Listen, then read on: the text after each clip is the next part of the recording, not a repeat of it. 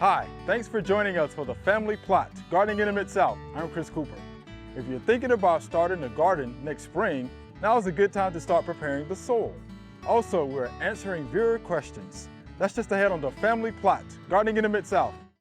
Production funding for the Family Plot, Gardening in the Mid-South is provided by the WKNO Production Fund, the WKNO Endowment Fund, and by viewers like you. Thank you.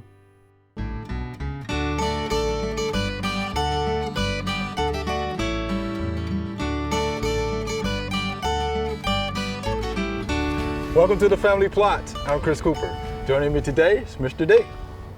Howdy. Good to have you, Mr. D. It's great day to be outside, man. It's beautiful. Nice day, wonderful day. Guess what we're gonna do today? We're gonna play in the dirt. We're gonna have a good time. Yeah. You ready for it? I'm ready. All right. I'm ready. We also did our soil test, right? We did. Talk We about did the soil right tests. thing. We practiced what we preach. That's right. So what does it look like? Well, it looks pretty good. You know, we did the soil test this time. This time of the year is a good time to do the soil test, even though this is not the time of the year to apply fertilizer. Okay. However, it is the time of the year to apply lime. Any time is the time to apply lime if you need it. So the main reason we went ahead and checked the soil here is to try to determine whether or not we needed to adjust the pH any. Okay. Well, the pH is 7.83, so it's very high. We definitely do not need any lime. We have almost 5,000 pounds of calcium per acre out here, which is highly sufficient. Highly sufficient.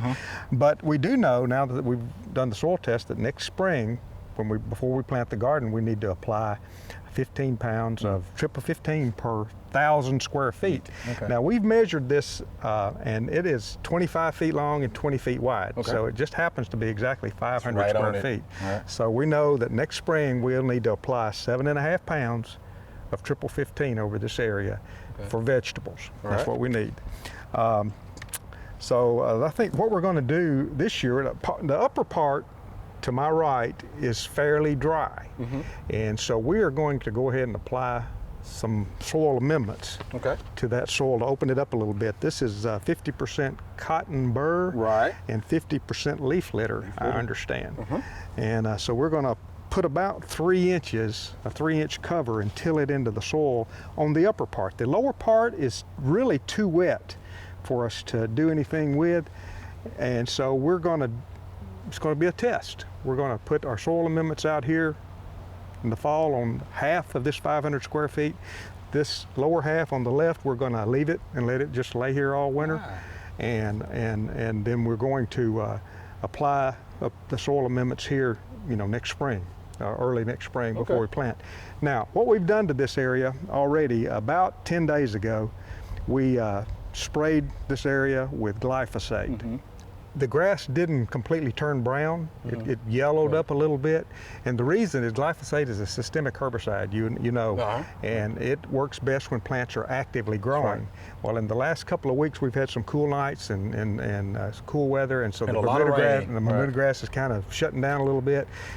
It's still dead. I mean, the plant had taken up the glyphosate, and so it's still dead. So you don't have to wait until it's completely brown if you do that, apply it this time of the year. Then we went in here and tilled it yesterday, I think, is when we tilled it. And that's when we discovered that this is a little too wet to do anything to. So, so that's what we've done so far. So I think what we're ready to do now is start applying this cotton burr and leaf litter mix. We're going to try. Looks pretty good, huh? It looks really good. Yeah, it looks really good. It ought to. I mean, organic matter on this soil was 2.61%. So we would like to. This will get it on up there. If we can get to 5 or 6%, that would really be good. But we did learn that our phosphorus levels and potassium levels are medium, which is good. It's good. If we go with this triple 15 every year, we will eventually have extremely high levels of phosphorus. So that's why we're gonna follow this soil test report for about 3 or 4 years, and then we're gonna retest. And at that time, I predict the recommendation will change from triple 15 to 13-0-13 or 15-0-15. I predict we will have built the levels of potassium up high enough that we won't need to add potassium. And we do that for 2 or 3 years, that level will come down, and then we'll have to go with the balanced fertilizer again. All right. So, but if we could, it's why it's very important to soil test. That's right. And not every year. You don't have to do it every year. You know, this will last 3 or 4 years. 3 to 4 years. But, That's what they but then recommend. we need to redo it. And We're gonna hold you to those predictions. We're gonna see how good you are. Write it How about down. that? Write it Write down. All right. Okay. All right.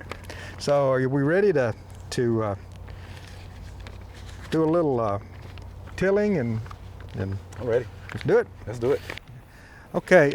We're going to dump this soil amendment out here. We want to spread it about 3 inches thick over this, but there's no need to take a shovel and sling this out. We're going to just dump it. I've got a rake, and we're going to spread it, and we'll check it every few inches, a few feet, and make sure it's about 3 inches thick.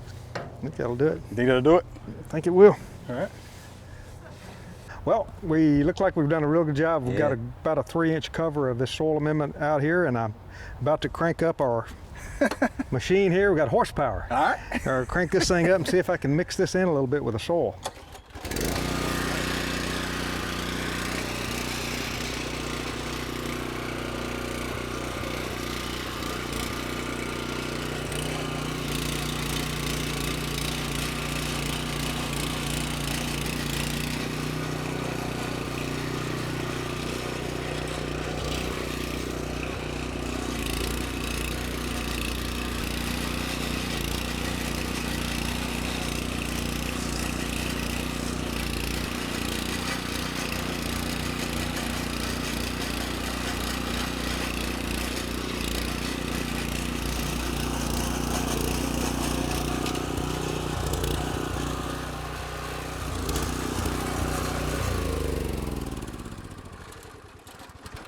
Why did you go in different directions?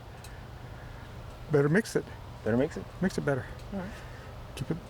And ideally, you go hit it again. Okay. You want to mix it as good as you can. Right.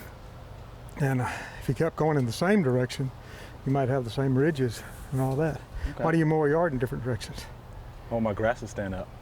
Huh? All right. Yeah, and also your wheel. Yeah, you're not going to compact pattern it and all that. Right. Yeah. So what do you think? Pretty good. It's pretty good shape, just like that. But I'd probably hit it one more time long ways. You know. All right. It looks good though. And you noticed I picked it up a little bit Mm-hmm. coming back, and I noticed that. kind of neaten it up a little, level it up a little bit. That's what I'm trying to do. Mr. D, we appreciate you doing that for us. Oh man, most welcome. All right. We'll see what it looks like. We'll see if we see any difference next year in the crop. Yeah, I was just gonna say that. Yeah, I can't wait to see what it looks like next year. Yep. All right. Thanks a bunch, man. All right, man. All right. Take care.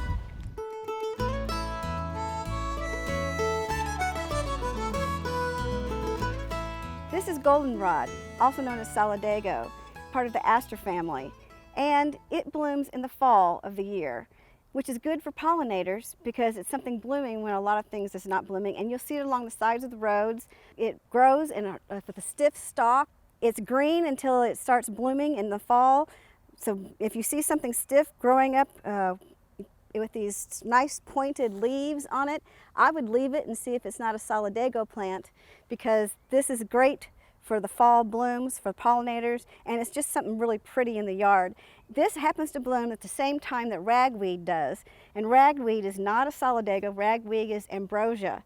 So they're completely different plants, but this one is blooming at the same time that everybody starts sneezing from the ragweed, but they are completely different plants, and this is not the culprit, but this is when they both bloom.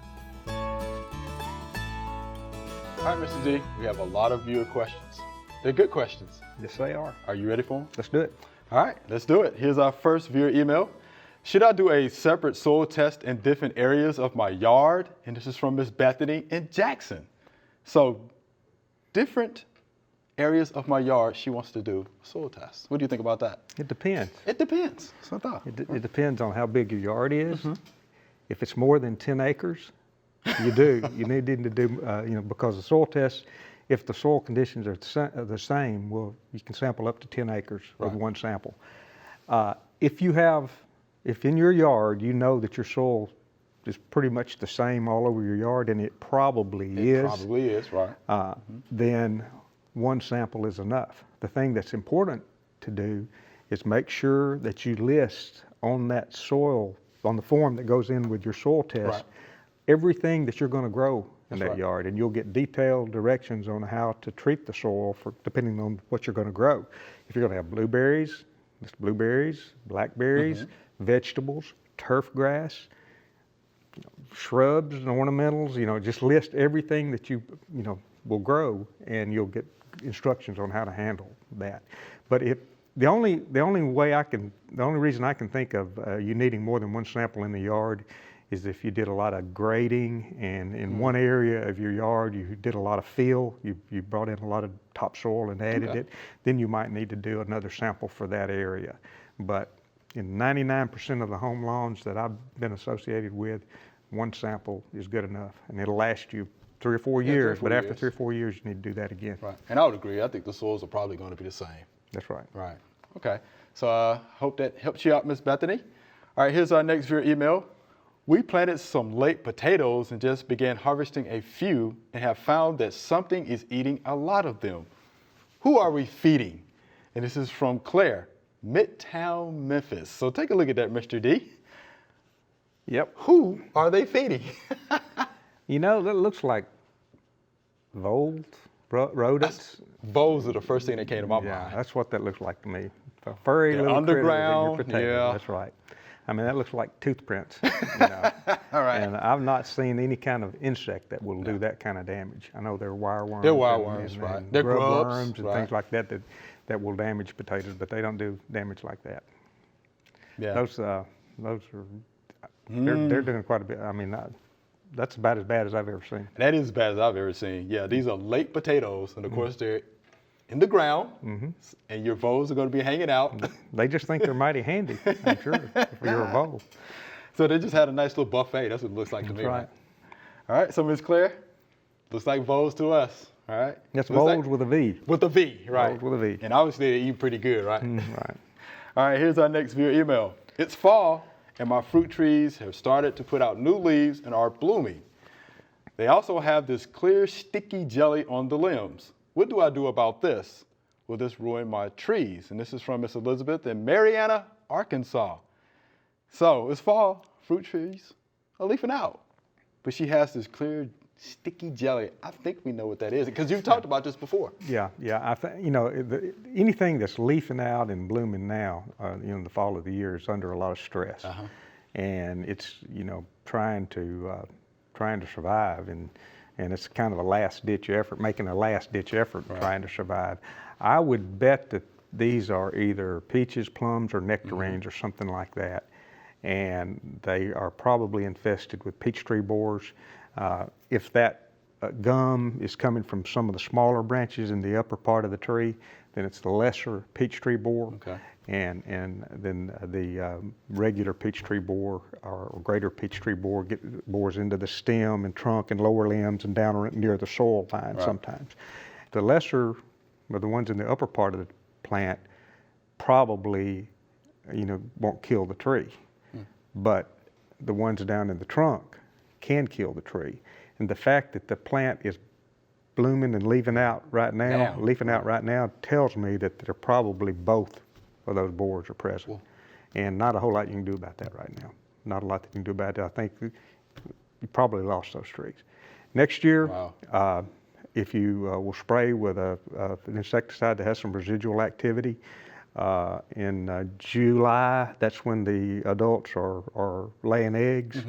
June and July, 2 or 3 applications, a couple of week intervals, that might prevent that from happening. But it's just it's a tough situation trying to grow peach, plums, and nectarines in a home lawn situation. It's really hard to do. And what is that spray? Do you know what it is? Actually, the last one, and at last time I looked, Dursban was still on the market. And that's commercial growers can still use Dursban, Chlorpyrifos. And for homeowners, I'm not real sure. We probably need to check on that. I think it's Astro, which is permethrin. Okay. Yeah, permethrin. Yeah. I don't know how much residual that's got. Yeah, I don't know how much is in there, But but I that, think that's it for again, the that's homeowners. not going to help you right now because right. the borer is in that tree right now, and you're not going to get any insecticide in there. One time there was they were trying to develop a nematode that was a parasitic nematode that you could spray it around and inject it, kind of try to get it into the tree, and and it had shown a little bit of promise, but I've not heard anything about that lately, so I don't know whether that's... Not either. Don't know whether that panned out or not. Afraid it didn't. Anything that sounds too good to be true usually is. It usually is. Yeah. All right, so there you have it, Miss Elizabeth. Might it be too good for that tree? All right. Here's our next viewer email. What do I use to kill scale on my crepe myrtle?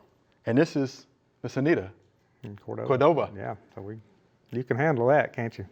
Yeah, I think we talked about this a lot, for those crepes. Here's the deal. This time of the year, I wouldn't do anything, right? I would wait until spring, and we're talking April, May, June, to treat with one of the systemic drenches, right? Systemic insecticide. Bayer, makes Bayer Advance, of course, makes a product that you can use that contains imidacloprid. Okay. There's another one, Safari, which is dinotefuran, right? Which actually gets into the vascular tissue of the plant a lot quicker. It gives you the bell-shaped burst, but you're gonna have to reapply. Right. With the imidacloprid, you have a longer lasting residual. Yeah. But I would do that again spring because your trees are going to be actively taking up nutrients and water, right? Is there any value in putting a dormant oil on the crepe myrtle during the wintertime? You can do that in the wintertime with the dormant oil because the thing about the crepe myrtles are this. Actually you can see them because the leaves are falling off, so you can see the structure real good. You can see the cracks and crevices, so you can actually get good coverage. Yeah. Is it 100%? No. No. No. So you're still gonna have to follow up with one of the drenches. Right. Right. And I know that from experience. Right. Right. So you're still gonna have to do that. Yeah. Right. Because again, the oils, they work, but they're not. They help. 100%. Maybe help a little bit. Right. So those are the products that you're gonna have to use, Miss Anita, but I wouldn't use those until late spring, early summer. All right? Here's our next viewer email. Why or what is causing branches of my pecan tree to fall off? This is the only one of many branches that I've found on the ground that look like they have been cut. And this is from Tom in Bartlett. It's a good picture there, Mr. Tom. We know what that is. We know definitely for sure what that is. That's a pecan twig girdler. Very, very common. And if you have pecans or oaks or hickories or anything like that, they're very common. Very common. The adult emerges in late August through October. So that's why we're seeing all those limbs now under the tree. The adult will start girdling on that twig, and most of them are pencil-sized, 3/8 inch in diameter. Some of them are a little bit bigger, but most of them are from about 3/8 inch in diameter. Right. And she will start laying eggs. She'll lay eggs out toward the end of the twig, and most of those twigs will have from 2 to 8 eggs in them. Some of them have been found to have 40 eggs in them. Oh, that's a lot. But she will girdle around that, and she won't cut it completely. And that's one way you can really tell that it's the twig girdler that did it. She will leave the very inside of that, twig attached to the tree, and then when a windstorm comes, it'll break it off. Break off, right. And the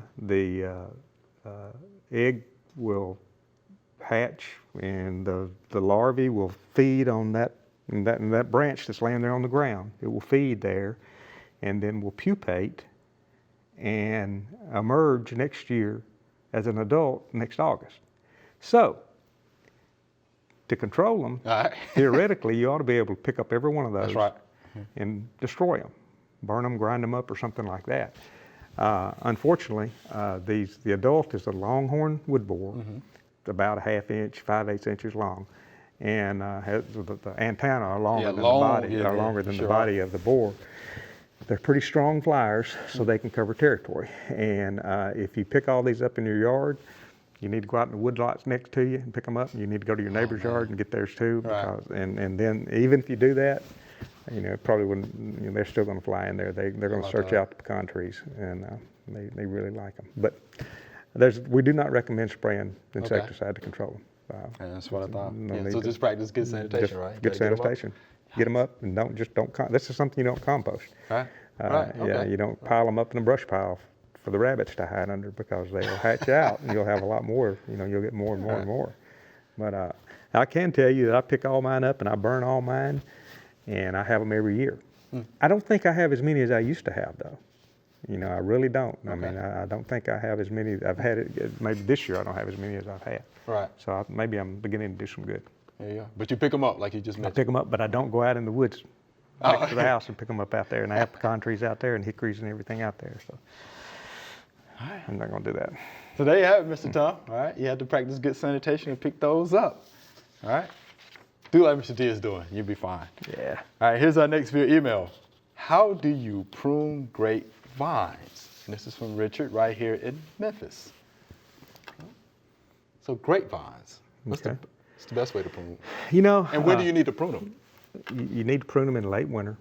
Late winter, near the end of your last frost. Okay. So we're talking about March 15th, Right. February 15th, March 15th. Somewhere in that. So it's well before your last frost, but late winter after the hard freezes Okay. are gone. After the hard freezes are gone, and you never prune within 48 hours when a hard freeze is forecast. You just don't do that. Put your pruning shears up, and but with grapes fruit on current season's growth that comes from 1-year-old wood. So if you keep that in mind, Okay. current 1-year-old season's wood. growth out of 1-year-old wood, and I think all grapes do that, muscadine and bunch type. Okay. So if you go to every long vine, long runner or long cane, whatever you want to call them, and you go all the way back to where it came out of the mother plant, Okay. leave 2, 3, 4, 5 buds and cut it off. All that you're leaving is next year will be 1-year-old wood. Okay. Now, if you go all the way back and you cut it off, all of it, and you severely prune it and you cut it all the way back to larger stems, to 2-year-old wood, then next year all the wood you're going to have is current season's growth out of 2 and 3 or 4-year-old wood. How many grapes do you think Jeez. you're going to have? Oh my goodness. None. You'll have none. Yeah. So current season's growth out of 1-year-old wood. So you can prune it all the way back and thin them out. Some of them, don't leave every one of those stub 2 or 3 inches with 2 or 3 buds on it. Give them 6 or 8 inches between them. Open them up a little bit. Okay. And so some of them you take back all the way to older wood, but the ones that you want to fruit, for the most part, go back and leave from 2 to 4. With muscadines, 2 or 3 buds is plenty. Some of the bunch types you want to leave 5 buds. It's easy to see, and cut it, and you will be taking out 90% of the vine when you do that, and you're still leaving a lot of this year's wood, which next year will be 1-year-old wood. All right. So don't fret. I mean, it'll come back. Right. Even though it looks like it's a lot. I mean. Yeah.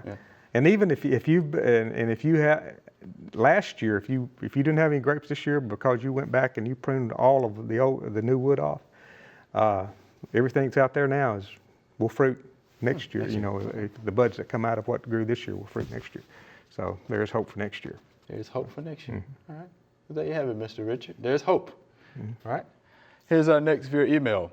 I have a pecan tree that the squirrels just love. Most of the time they chew on the pecans and then drop the remainder to go to waste.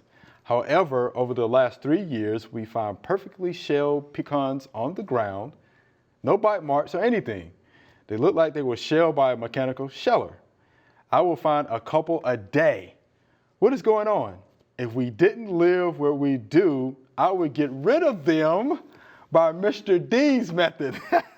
Thanks, and this is from Jerry and Miss Dorothy in Bartlett. So they didn't live where they live, Mr. D. They would use your method. There are silent ways. There are powerful BB guns out there nowadays. But I would think that squirrels are doing that. I mean, have you ever been at a ball game, sitting there at the ball game eating peanuts, and you shell a peanut, and you it's a big old peanut, and all of a sudden you drop one. And you're just getting ready to pop in your mouth. Well, squirrels are the same way, and I'll bet you the reason they don't see many of those is because most squirrels, when they drop a perfectly good pecan, they will go down the tree on their way out and grab it and eat it. You didn't pick it up? But I'll bet you when they see 1 or 2 like that, they walked up under that tree and they surprised Mr. Squirrel, and he got nervous, and Oh, as he was scooting away, he dropped a pecan, and he's quiet now. He's up there, and he's hiding from you, and so that's probably what happened. But BB guns and pellet guns have really, technology has improved them quite a lot, and you might want to consider that. I mean, you just want to burn them, chase them away is all you want to do, really. You know, Would that still require the 12-year-old though? 12-year-old would help. They have more patience and time on their hands. All right, so Mr. Jerry, Miss Dorothy, here you hear from Mr. D, right? 12-year-old with a BB gun or a pellet gun. You know, in urban environment. In the urban environment. Yeah. That's right. Mr. D, we're out of time. It's always fun to have you here with us. I enjoy it. It's always a pleasure. All right, thank you much. Remember, we love to hear from you. Send us an email or letter. The email address is familyplot@wkno.org, and the mailing address is Family Plot, 7151 Cherry Farms Road, Cordova, Tennessee 38016. Or you can go online to familyplotgarden.com. That's all we have time for today. Thanks for joining us. For more information on what we talked about today, go to familyplotgarden.com. I'm Chris Cooper. Be sure to join us next week for the Family Plot, Gardening in the Mid-South. Be safe.